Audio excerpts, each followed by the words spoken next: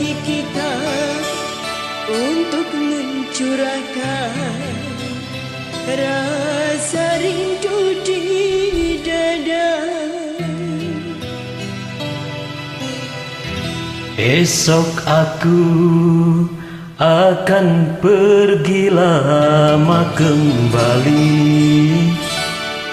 Ku harapkan agar engkau sabar menanti.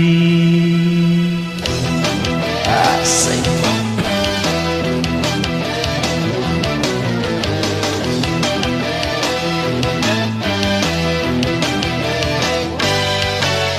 Esok aku akan pergi lama kembali.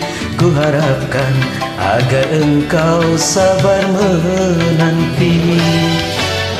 Aku akan sabar menantimu kembali selamat jalan dan sampai berjumpa lagi.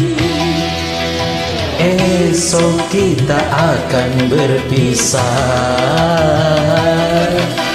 Tentu hari-hari kan jadi sunyi.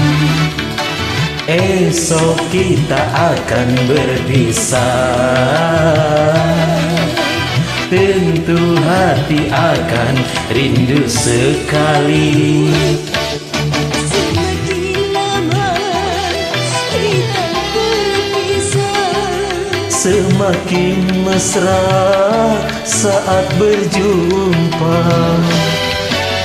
Malam ini malam terakhir bagi kita untuk mencurahkan rasa rindu di dada. Kita akan berjumpa di saat bahagia, di saat malam pesta perkawinan kita. Asik.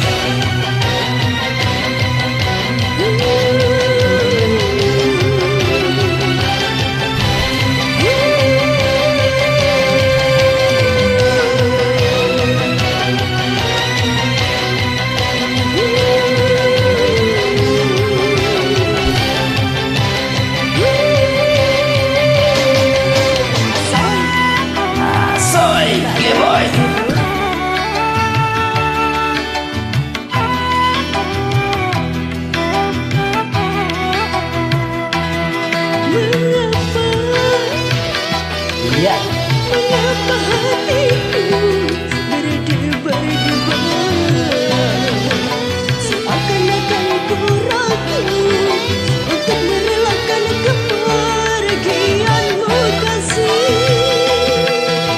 Asik. Sah.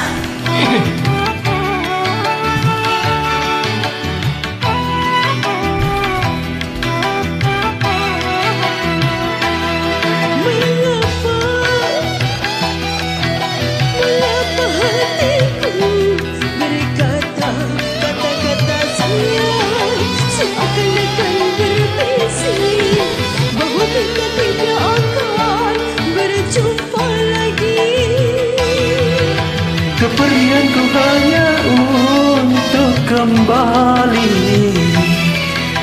Kita berpisah untuk berjumpa lagi.